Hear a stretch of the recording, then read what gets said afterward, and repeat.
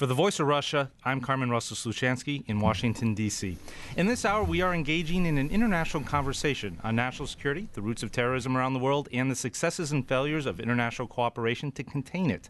In a few minutes, we're going to be hearing from our Moscow and London bureaus. But first, I have in studio John Altenburg. He is of counsel at Greenberg Traurig, and where he actually specializes in contract litigation, international law, in the defense and homeland security sectors. I also have in the studio Sergey Markedonov. He is a visiting fellow at the Russia and Eurasia program of the Center for Strategic and International Studies here in Washington, D.C. Gentlemen, I want to thank you both very much for coming in studio today. Thank you. It's nice to be here. It's absolutely our pleasure to have you. John, if I could go ahead and start with you. The number of terrorist attacks each year is more than quadrupled in the decade since 9/11. Is that, first of all, let me ask you, is that about right? Do those numbers seem to coincide? I don't know. Okay. But I'd accept that for the purpose of the discussion. Okay. Yeah, it depends on the territory. We would speak about Dagestan. We could speak about increase. In the case of Chechnya, after 2007 onwards, we could speak about decrease of level of violence. It depends on the territory. Now, but overall, internationally, generally it does seem that reports indicate that we've seen actually an increase. Let's holding on to that premise. Let's accept that premise for a little bit. Let's assume that this is true. Now, this is according to the Global Terrorism Index. On the other hand, we've got this Boston tragedy, rising bomb attacks in Iraq and Syria, the Toronto-New York train plot. Now, all of that's just happened in the last so many weeks. I'm going to start with you, John. Let me ask you: are we any safer from terrorism, given we have a homeland security that was put together after the 9/11 bombings? We also have a huge amount of efforts at international cooperation, U.S. policy focusing on anti-terrorism efforts and so forth. Where are we after 9/11? Now, so many years ago. I think we're safer in a couple of respects, and not safer in from the American people's perspective. We're safer in the sense that everything that's happened since 2001 probably serves as a deterrent to likely terrorists. I mean, it's more difficult to commit a terrorist act now. It's more. Do you agree with that, Sergey? Do you think so? It's interesting and controversial question. I think frequently we restrict our analysis by instruments of counterterrorism fight, but it's not enough. And the story with the Tsarnaevs demonstrated that it's not compulsory to be a member of worldly known terrorist networks like Al-Qaeda and so on. And that's actually the point, right? I mean, isn't this the way Al-Qaeda has worked in the past? And we've talked about, certainly the NSA and others have talked about our great successes against Al-Qaeda. But part of the point is that they are disparate. They are multiple cells that are largely disconnected. And that is kind of the roots of their success. And as you say, I mean, we see this here and now. I mean, we have these Tsarnaev brothers. Were they actually, how closely affiliated with the Chechen rebels who have been designated as terrorists by, multiple countries, Russia and, and the U.S. to some degree. At the same time, they could have belonged to a faction. They could have been, or just kind of their own cell. I mean, right? I mean, isn't that how terrorism works? By the way, my first correction. Nowadays, it's not quite relevant to speak about Chechen rebels, because situation around the North Caucasus dramatically changed after the early 90s or mid of 90s. I read immediate reactions on terrorist bombing in Boston, and I felt many people here are hostages of previous agenda, old agenda, when ideas of Chechen self-determination was the topic number one. Nowadays, Chechnya is only part of the Caucasus Islamist growth. And if we would compare the number of terrorist attacks in Chechnya, Dagestan, and Ingushetia, number of violence cases in Dagestan and Ingushetia much more than Chechnya. Situation was changed. John, can you look at some of the other parts of the world? And, moving away, let's say, from the Caucasus for just a moment, though we'll obviously be talking about that quite a bit this hour. Again, are we seeing a rise in terrorism? And what are some of the causes? And is the U.S. reacting, or in the international community reacting appropriately? I really don't know if we're seeing a rise in terrorism elsewhere. We may very well be. My comment earlier was U.S. centric, and it was a pretty mundane comment. Really, it wasn't on a very high intellectual plane. I mean, all I meant was there's been some deterrence in the last 10 years by virtue of locking airplane doors and making it harder for people to conduct terrorist acts. So in that sense, you know, we have deterred some terrorism, no doubt, and we've made it more difficult for people to do it. The third prong of that I alluded to was that, you know, we can't really be safe because it's too easy. I mean, you have to protect against everything, and a terrorist just has to find one weakness and do something there. What's surprising to me is that there haven't been more acts like what happened in Boston last week. Yeah, you would expect more, actually, because of how easy it was. I would definitely. I mean, we saw, if you were here at the time, we saw several years ago when a couple of domestic criminals literally brought this whole area to a halt because they were, using a sniper. Yeah, I mean, it was scary in the sense that it was how quickly we slowed down and were paralyzed by those acts. And I thought at the time, some of these groups that are interested in conducting terrorist acts would take a page out of those guys' book and make it tough in lots of cities. All right. Once again, that's John Altenburg. We also have in studio Sergey Markedonov. But I do actually want to go over to our Moscow studio where presenter Marina Jashi is holding on the line there. Marina, I do understand you have an expert there who can tell us a little bit more about the Caucasus themselves and kind of how that connects to what happened in Boston and terrorism around the world. Thanks very much, Carmen, for this. In fact, this is perfect timing. I just wanted to butt in and tell our audience there that we do have two experts who are ready and willing to talk about whether terrorism globally is on the rise or is it declining and what the trends are here. In the studio with me, I have our political analyst, Dmitry Babich, and Mark Sleboda, who's from Department of Sociology and International Relations at the Center for Conservative Studies at Moscow State University. Well, gentlemen, as we've just been hearing from our Washington studios there, the talk on the tendencies and trends in global terrorism, whether it's growing or declining, what can you say here? I mean, specifically bringing Russia into the context. I mean, some say that Russia has seen a dramatic decline in terrorist attacks in recent years. So what could the world learn from its experience? Well, I can speak from my perspective. If you go to the internet, you might notice that I wrote quite a few stories about Chechnya because as a correspondent of several newspapers, I traveled to Chechnya during the First War and then during the short period of the so-called Chechen independence. I don't quite agree with Sergey that you can divide the Chechen movement into Islamists, bad Islamists, and nice National Democrats. I think this is a mistake that a lot of U.S. media has been making, not only in Chechnya, but also now in Syria. You see how the media presents that among the rebels we have these nice nationalists and Democrats whom we can actually send arms. So who are we actually dealing with here, Dmitry? Well, who is the major threat? I think from the very beginning there was a very strong Islamist streak in the Chechen rebel movement. That streak, of course, has grown. I agree with Sergey that now part of the Chechen Islamists migrated to Ingushetia or to Dagestan, or they prefer to commit their terrorist acts there. Also, these areas themselves, they have some homegrown Islamist terrorists. And I think that actually the world is becoming less and less safe.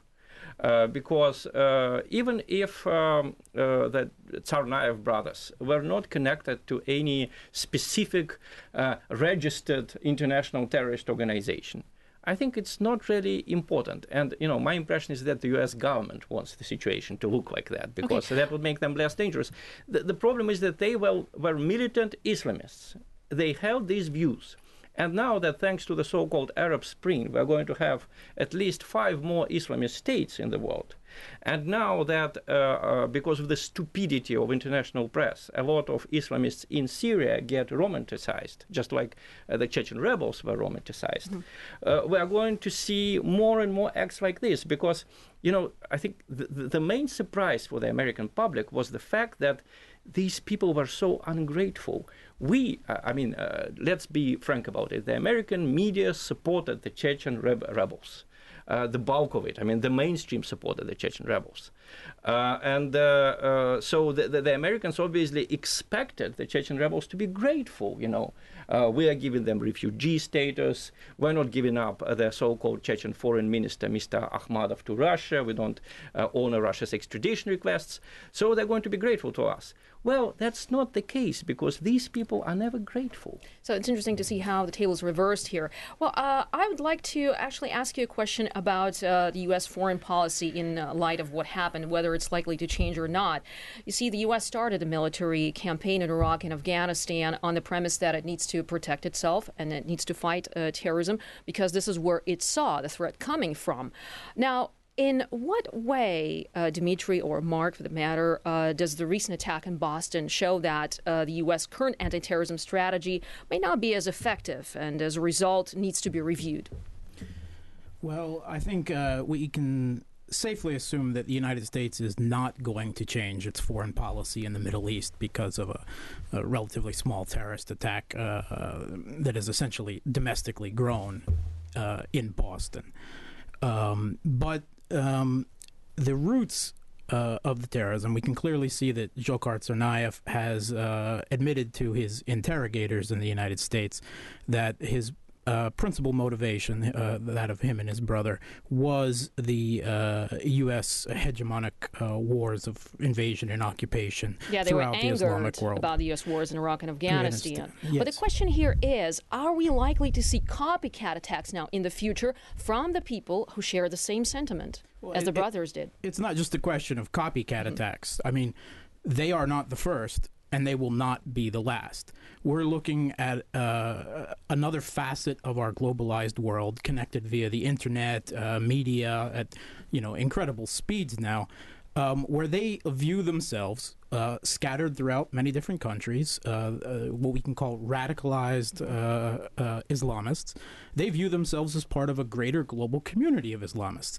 How does that happen? My question is, how do these people get together? How do they unite? How do they spread their ideas?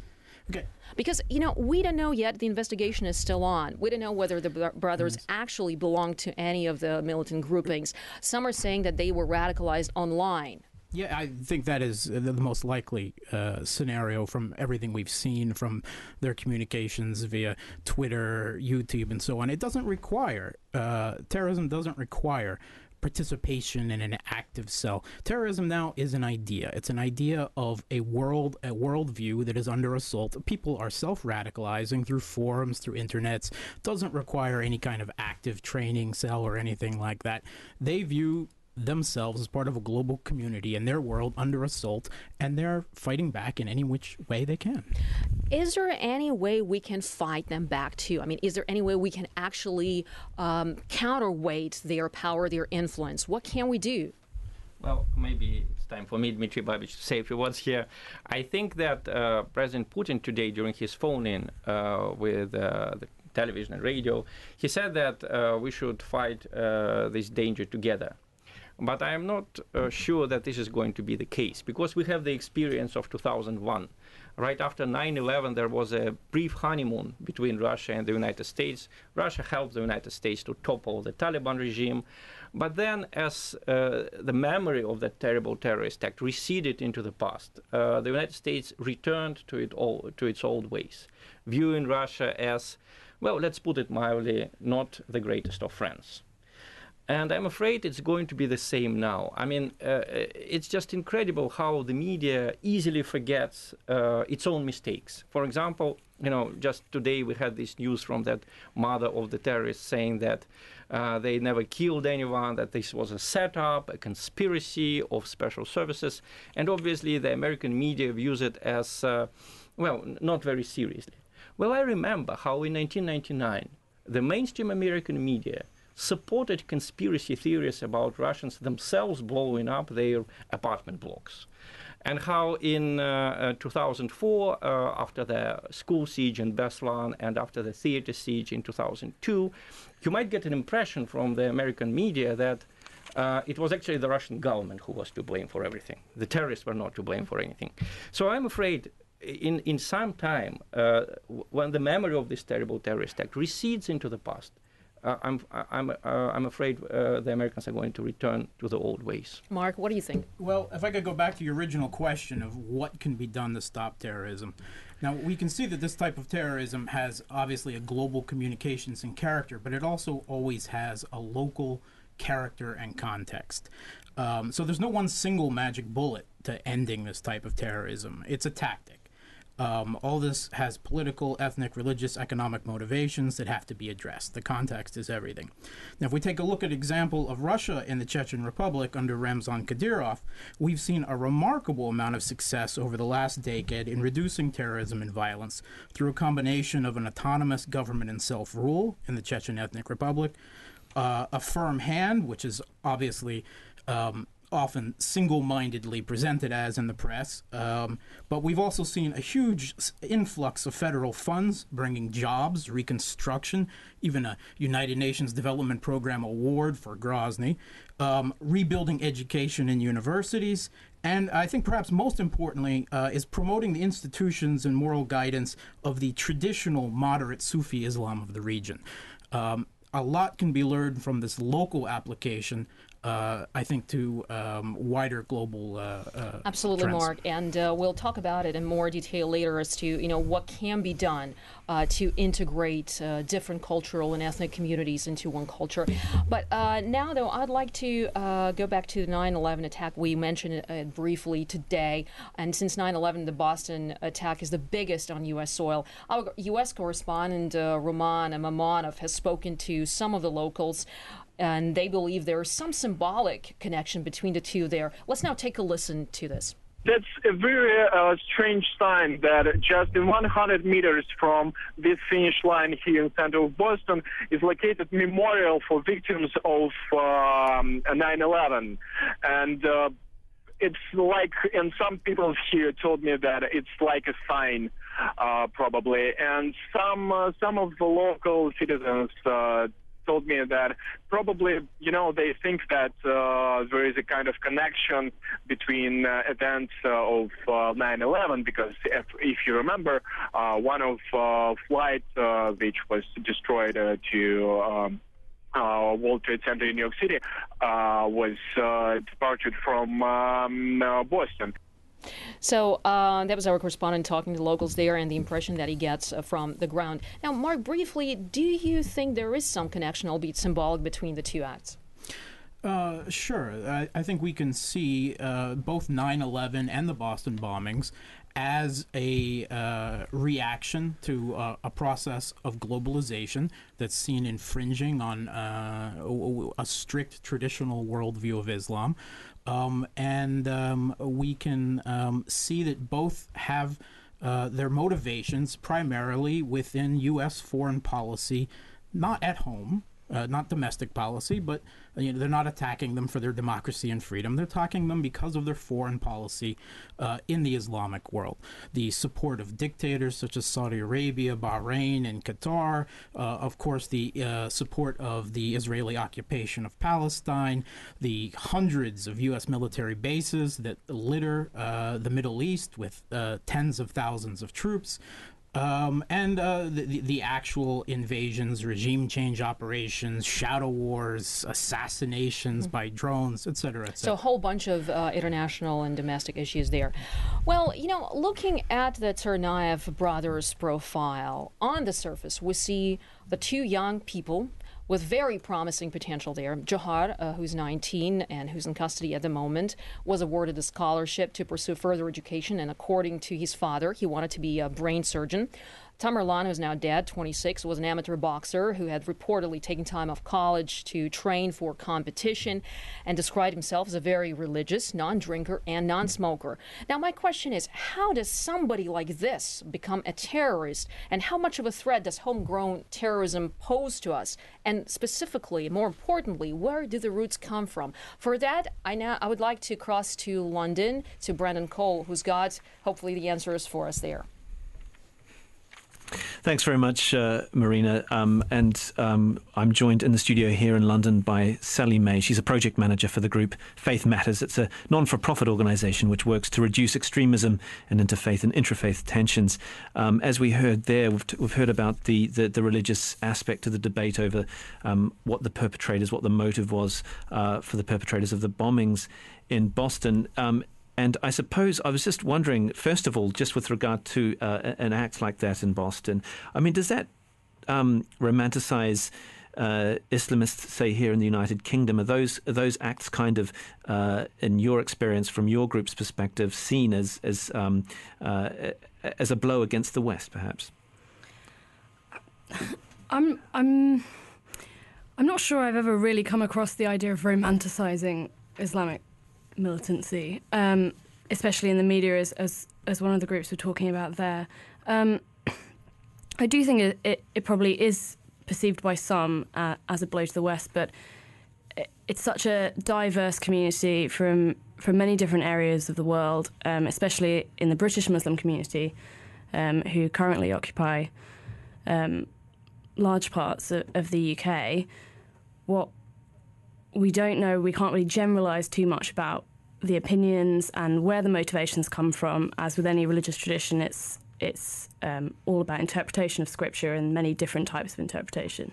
But I suppose what's been very telling, I suppose, in terms of homegrown terror, I suppose, here in the United Kingdom, we heard today there were 3 British Muslims jailed for preparing acts of terrorism. One of them was actually 3 British men. One was a white Muslim convert, a former police community support officer, and they were jailed for 4 years and up to 5 years, actually. I mean, what does this say about the state of homegrown terror? This is something that is quite unusual, and I suppose it's an aspect of the debate that really will affect and impair interfaith relations and the relationship of the Muslim community with society at large. Yeah, absolutely. I think homegrown terrorism is a different sort of concept than wider terrorism. I do believe that in some communities that become radicalised, or even some individuals that become radicalised, it's not necessarily a community-wide thing. This does present the wider Muslim community in the UK with a problem and sort of an idea of collective guilt and having to sort of apologise on behalf when really that's uncalled for, and we need to sort of focus on the positive stories, as I think the media in Britain and the US have done since the Boston bombings, on the positive stories, the Muslim communities relating to other faith groups and wider society, and how this is really representative of only a small part of the community. But I mean, when their sentences were passed, Richard Dart, Imran Mahmoud and Jahangir Alam, who were sent down and jailed for preparing acts of terrorism here in the United Kingdom, they said judging is only for Allah. Now, when that makes the headlines in the British press, that reinforces the idea, a perception perhaps that the community has of Islam in the United Kingdom. Those sorts of headlines certainly increase Islamophobia here, don't they? Yes, I'd agree they increase a negative opinion of Muslims. I think Islamophobia is often a tricky term to use because it suggests a phobia of the religion Islam itself. I think what we're seeing in our organisation, we run a project called the Tell Mama Project, which stands for Measuring Anti-Muslim Attacks. And so we actually map and can statistically see what happens after an international event like the Boston bombings or something domestic like this, and the sort of online abuse and also street-based attacks that happen to the British Muslim community, and it does peak after these sort of things. So in what parts of the country does it peak, and what sort of statistic have you been seeing? So there are hotspots in different parts of the country, but also it's a new project, so it's very hard actually at this stage to generalise about where the problem is mainly in the country. We see hotspots in London, we see hotspots in sort of Leeds, Bradford, those sorts of areas. I'd like to jump in, Sally, if I may. This is Marina in Moscow. Well, you see on a number of occasions some Western leaders, and David Cameron, no exception, said that multiculturalism failed. Do you agree with this or disagree? I mean, to what extent can we actually integrate immigrants and first-generation Brits that are born to families who've immigrated from countries like Pakistan and others? I think we can do a lot better at integrating these communities. I do believe multiculturalism is still something that we should strive for, but to maybe leave behind the label, it's about educating ourselves better about other communities and other faiths, and in order to understand each other better and share in our sort of new British community, as it were, or our evolving British community, that we need to celebrate its diversity. And I do believe that these sort of attacks and stories and prosecutions do make that a sort of uphill struggle. But when David Cameron says something like multiculturalism has failed, that certainly is fuel, isn't it, to the anti-Islam lobby, I suppose. It's not perhaps the becoming language of a prime minister, but he perhaps has a point, doesn't he? I mean, he's talking about integration and the lack thereof. We can, I mean, in terms of what we have here today, 3 British Muslims jailed for preparing acts of terrorism, 2 of whom have their roots in South Asia. That doesn't suggest any degree of integration, does it, if they see Britain as the enemy? Yes, I do believe that we can do better by immigration. I do believe that the government is, in fact, putting a lot of effort into better immigration and better community cohesion and that sort of focusing on the communities themselves and how to bridge the barriers really better. Let's now ask our colleagues in Washington. Yes, sorry, Brandon. Just wanted to ask the view in Washington, D.C., what's happening across the pond. I mean, we're hearing that the recent attack in Boston some politicians may review the immigration reform. So how is multiculturalism seen there, and how might that affect the immigration reforms in the United States? Thank you, Marina. Actually, love to toss that question to John Altenburg, who we have in the studio. John, there is a lot of talk. Republicans, in particular, there have been a handful of Republicans, notably Chuck Grassley, who've recently connected this immigration reform effort, saying maybe we don't want to move quite so fast. But how much of an issue is it? We've of course learned that the Tsarnaev brothers were here legally, and as you pointed out, I mean, really just about anybody could commit this. What do you think about this connection? I'm disappointed that the politicians are using this incident as a basis for opposing or questioning in any way immigration reform.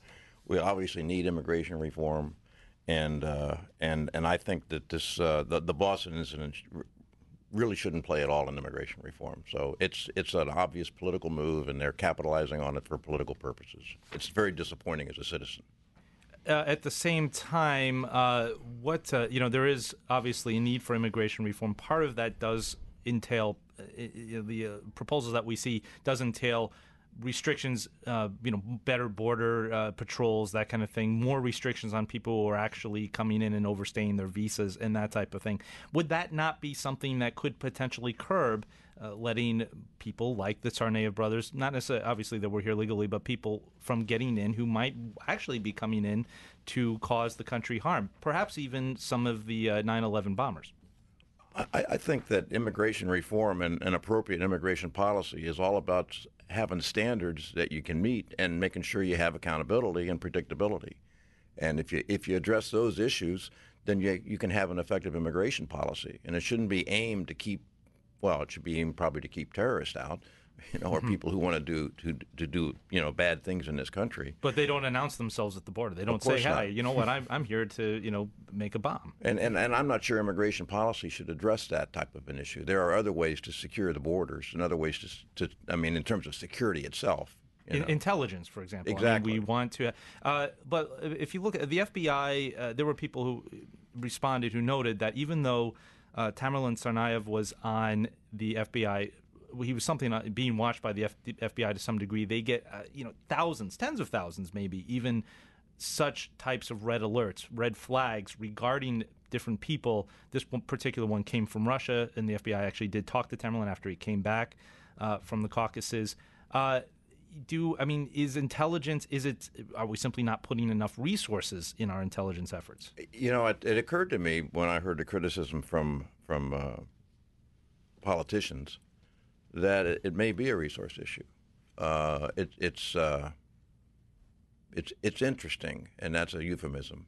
It's interesting that the people criticizing the lack of perfection, who are using their wonderful 20/20 hindsight, are the same people that couldn't pass a budget a year or two ago and that are now in the throes of what they've brought on all of us, and they're the ones now demanding perfection from the intelligence agencies and the law enforcement agencies.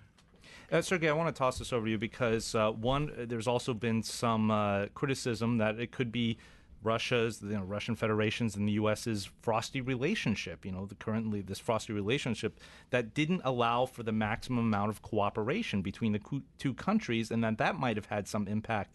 And on top of that, after the 9/11 bombings happened, we did hear, for example, Vladimir Putin say, "Hey, you know what?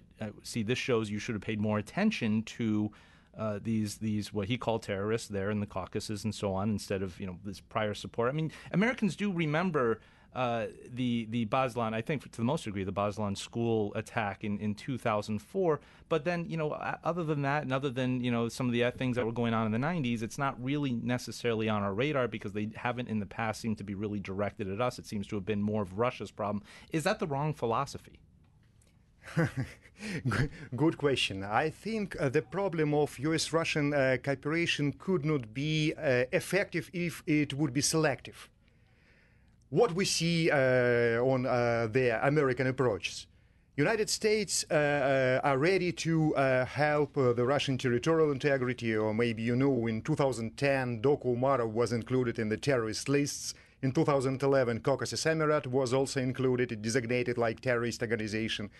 But this topic is rather narrow, because it's impossible to effectively resolve the problem of the Caucasus beyond the other topics, like Middle East, in general, Syria in particular, Afghanistan, or some other topics.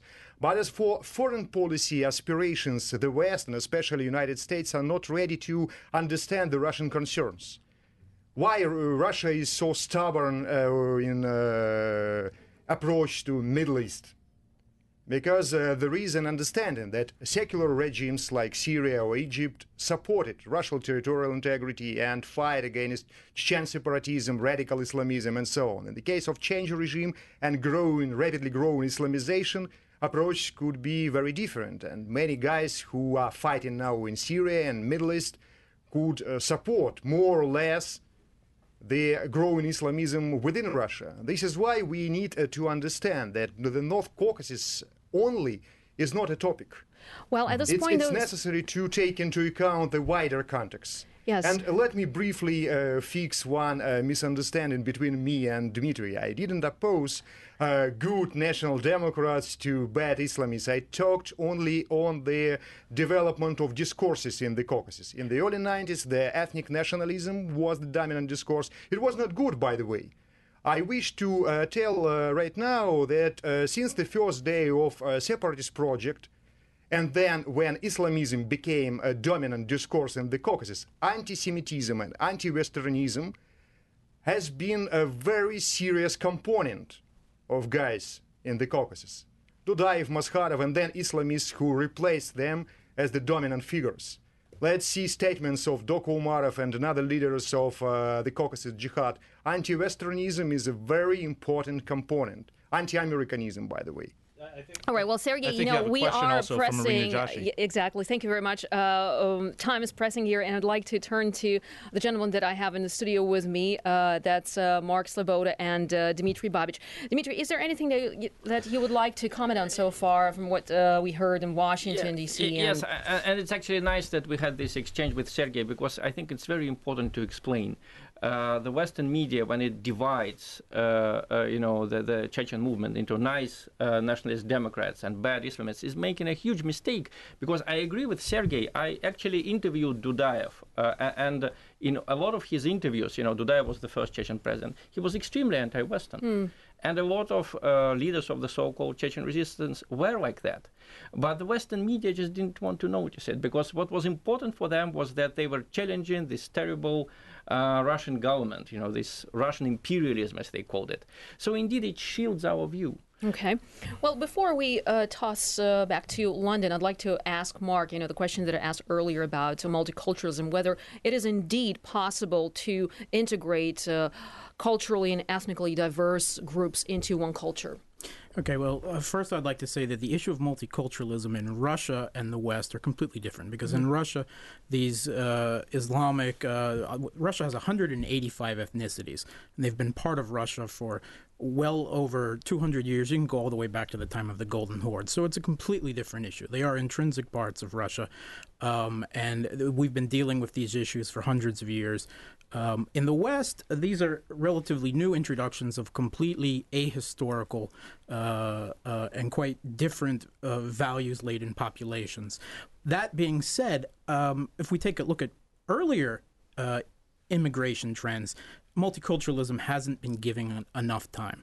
But even when we take a look at the acts of terror that have resulted, as the most clear evidence of the supposed failure of multiculturalism, it is not because of domestic immigration. It's not domestic policies. It's not because of economic situations.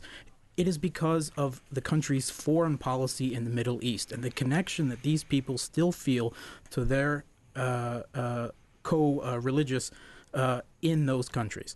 That is what is the cause of. If we didn't see wars in Iraq and Afghanistan, we wouldn't see the majority of the terrorist attacks in the Western countries that we're seeing today. Well, it's interesting that you mentioned that multiculturalism in the West and Russia is not the same thing, because Russia is a multicultural country already, and there are many different confessions here coexisting with each other. Dmitry, you wanted to add something very briefly before we toss to Brendan in London. I think that during the history of mankind, we already had several, actually many dozens of successful multicultural societies. Ancient Greece, I don't know, even Abkhazia before the civil war there. So you can't really say that multiculturalism failed, because there were lots of successes. What but it's still failed evolving is, thing, yeah, yes. what indeed failed is the Western foreign policy in countries like Afghanistan and Iraq, and unfortunately Russia, where the West is just butting in without understanding where it is butting in. Okay, well, at this point, I'd like to turn to Brendan, who is in London, for some conclusive thoughts, as we'll soon be wrapping up our live coverage. Brandon, indeed, thanks very much, Marina. In London here with me, Sally May from the group Faith Matters. I mean, I suppose that what we've been hearing there is the idea of a degree of Islamophobia, I suppose, present. But what are the dangers of branding one religion as a haven of terrorism? I mean, it can't help, can it? No, absolutely not. And I think that when we're looking at, like I was saying before, interpretation of Scripture, that's actually common across all religions, and sometimes that can be can promote violence, and sometimes it can promote peace, and labelling a huge community in it and a religion that encompasses so many people across the world, it is not helpful when talking about terrorism and violence. But indeed, part of the discourse I've been noticing on Twitter, for instance, Richard Dawkins, the one of Britain's great scientists, philosophers, whatever, he often tweets that Islam is a dangerous force. He invokes terrorism acts like the ones such as in Boston and thwarted terror attacks here in Britain.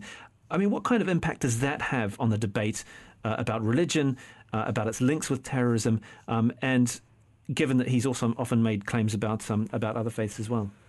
Yeah, I think with Dawkins in particular, where he falls down on it is his total lack of respect for all religious beliefs, and I think that sets him up then for a counterattack where he believes that anyone who has religious beliefs are not reasonable. I think he's picked out Islam in particular as a dangerous religion, and I do think that he has a wide audience and he has a lot of followers, and it doesn't help. And again, he is talking about Islam as a religion and what it says and what it promotes, and it's his perspective on that.